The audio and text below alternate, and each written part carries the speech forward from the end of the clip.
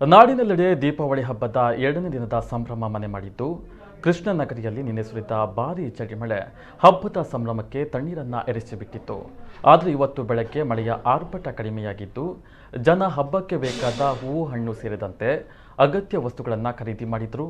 ನಗರದ ಬಹುತೇಕ ಪ್ರಮುಖ ರಸ್ತೆಗಳು ಹೂವುಗಳಿಂದ ತುಂಬಿ ಹೋಗಿತ್ತು.